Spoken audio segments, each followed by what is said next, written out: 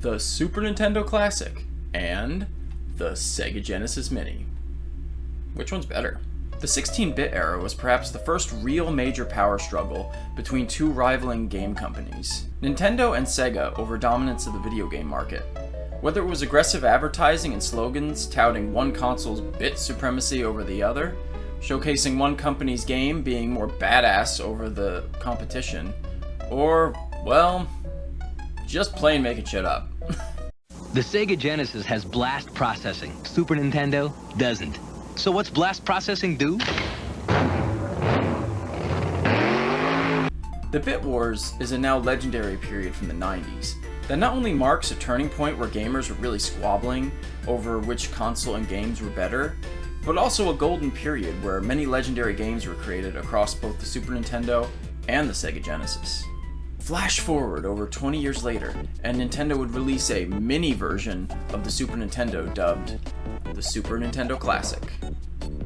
Essentially a Raspberry Pi, preloaded with a load of classic games, and even sporting the same look and controllers as the original. The Super NES Classic is a great little piece of nostalgia that offers something for all Super Nintendo fans. Whether you want to mow down aliens in Contra 3, or just pass the two-player controller to a buddy and run through Super Mario World for the dozenth time. Sega, of course, would follow suit a couple years later with the release of the Sega Genesis Mini, which was essentially the same thing as the Super Nintendo Classic, but, well, Sega! Preloaded with classics like Sonic 2, Golden Axe, and Earthworm Jim, the Genesis Mini does a great job of emulating that golden period of the Genesis. Both of these mini consoles are fantastic little bundles of nostalgia that really do a good job of revisiting those glory days of the 16-bit era. Which mini console does it better, though? In this video, let's hop back in time to a magical period in the 90s, and relive those 16-bit glory days by rehashing that old rivalry between Nintendo and Sega. Are you truly playing with power on the Super Nintendo Classic? Or does Sega do what Nintendo don't? Okay, so if we're going to be comparing these two consoles, we obviously have to talk about the games first, right? First thing, let's get this whole point out of the way first and foremost. The hacking community, God bless them, have made it incredibly easy to add games to these consoles. So really, in terms of quantity or what specific games are available on either console, it doesn't really matter so long as you follow a short tutorial and just add more games yourself. Heck, you can even add Sega games to the Super Nintendo Classic and vice versa. For the sake of this comparison though, I'm not going to factor this point in and just assume that you, yes you, the one watching this, is a complete noob who hasn't played video games since 1995 and just want to relive those glory days of your childhood. What the heck am I talking about anyway? So yeah, the games. The Super Nintendo Classic offers up to 20 classic Super Nintendo games, as well as a bonus 21st game in the unreleased Star Fox 2. 21 games total sounds pretty dope, right? Well, the Genesis Mini offers a whopping 40 games and 2 bonus games. That's literally double the amount of the Super Nintendo Classic. Does more mean better though? Just look at the Super Nintendo Classic's library. Each game available is a total banger, with really no weak links. Speaking of links, A Link to the Past? Sweet! And Donkey Kong Country, Super Mario World, Super Metroid. We even get some classic RPGs like Final Fantasy III, Earthbound, and Super Mario RPG. Really a great mix of first and third-party titles that highlight some serious classics. Let's take a look at the Sega Mini now. Sonic 1 and 2, Earthworm Jim, Golden Axe, Altered Beast, all classic Sega fare. They even do a great job balancing some of their third-party titles with the Super Nintendo. Mega Man X? We got Wily Wars. Super Castlevania 4? How about Bloodlines? And the list goes on and on. Which games are better is purely personal preference at a certain point. I mean, let's face it. Some of us were Sega kids and some of us were Nintendo kids. While I personally would give the nod to Nintendo here in terms of quality of games available, I would say it's really a tough call, as both consoles offer a lot of great games and also, well, both are lacking a bit as well. For the Super Nintendo, where is Super Mario All-Stars, Chrono Trigger, Turtles in Time, and on the Sega Genesis front, Sonic 3 and Knuckles are both glaringly absent, as well as Ristar, Pulse Man, Crusader of Senti, and so many more. I do have to point out that Sega would rectify this to a degree by releasing the Genesis Mini 2 a little later, with more Genesis and even Sega CD games. But you're having to purchase a whole other mini console to do so, and that said, Genesis Mini has double the games of the Super Nintendo Classic, which should really account for something as well. On the basis of games alone, I would argue both consoles are pretty much in a deadlock. In terms of specs, the Super Nintendo Classic and Sega Mini are incredibly similar, and given that we're emulating 16-bit games here, both consoles are able to handle running the games fine, even when adding more games to the library. The overall design of the mini consoles are really well done, emulating that classic look of both the Super Nintendo and the Mega Drive. I love that for both consoles, the power and reset buttons function virtually the same as the original consoles. The Genesis Mini even lets you toggle the volume switch and open the cartridge slot doors, as well as the slot for where the Sega CD would originally connect to the Genesis. These serve no real purpose, but it's a cool little detail that the Super Nintendo Classic does not offer with either the eject button or the cartridge slot. Let's talk about cables and controllers. Both consoles come with an HDMI, power cable, and 2 controllers.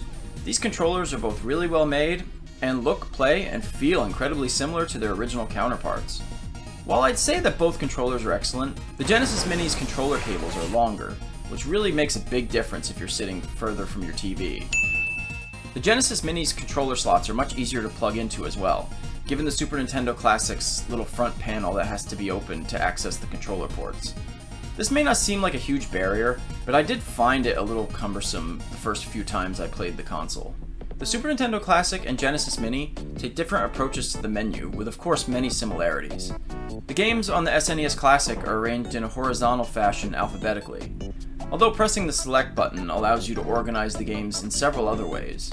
I really like this interface and how below the games it displays whether the game is 1 or 2 players, as well as the 4 save slots being displayed on the front of the Super Nintendo cartridge. The menu is really easy to navigate, and the music is the best kind of bouncy 16-bit nostalgia goodness. Just listen to it. If you let the menu screen idle for a while, Mario will come along and do a spin jump on any one of your save files, replaying a short snippet of gameplay. Luigi will also show up occasionally and highlight one of the various setting and menu options. A cute little detail that adds a little personality to the menu.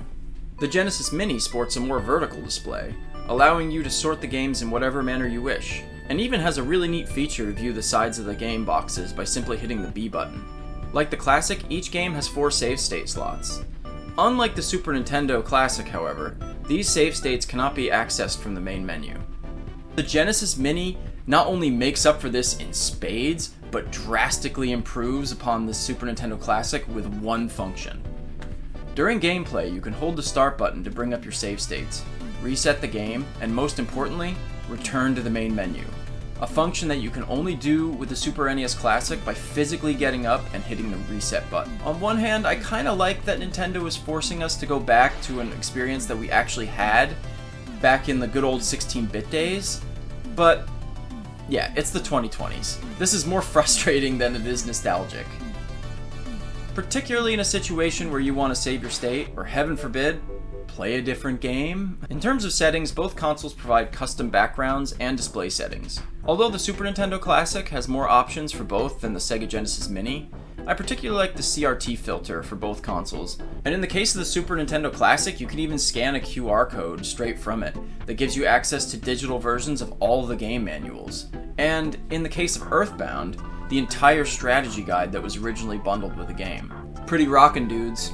Both mini consoles launched with a $79.99 price tag, and in terms of availability, well, let's just say it wasn't so easy at times to find this guy. Okay, it was downright impossible. In contrast, the Sega Genesis Mini was fairly easy to find, and even marked down at some places. I purchased mine for about $55 US at a Walmart, something that the Super Nintendo Classic never saw. A price drop. In fact, consumers really suffered at the mercy of scalpers who would artificially balloon the prices while the consoles were in short supply. This, unfortunately, could have been entirely avoidable had Nintendo produced, I don't know, more for the higher demand, something that amiibo collectors everywhere can frustratingly attest to. Overall, the Super NES Classic and the Sega Genesis Mini, yes, I keep doing this, are wonderful little consoles that are not only a blast from the past, but a blast to play. Both are well designed, with a nice library of games, and really reproduce that retro nostalgia, fuzzy feeling that we all want from them. Which console is better, though? For me, a complete Super Nintendo nut who has often touted the Super Nintendo as my very favorite console, this is really a no-brainer. Most of my favorite Super Nintendo games are on there, and it looks, feels, and really plays like my cherished Super Nintendo. But I have to be honest here. I think the Sega Genesis might actually do what Nintendo don't in this case, at least with the mini consoles. There are double the amount of games, and while yes, quantity doesn't necessarily beat quality, there are a lot of really great Sega Genesis games here, several of which I've discovered for the very first time, just playing them on this console. And many of them stand up well against their contemporaries on the Super Nintendo. The design and the hardware, I think, are overall better too. I like that the controller cords are longer, and it seems like they really put a lot of love into the design of the console itself, even bothering to put little details like the Sega CD slot and volume buttons. I also feel the menu, and particularly the start button function, is a huge improvement from the classic. All of these things make the Genesis Mini not only a better system, but a better value in terms of availability and even price when it was marked down. You really can't lose with either of these consoles, but for my money, the Sega Genesis Mini does it better.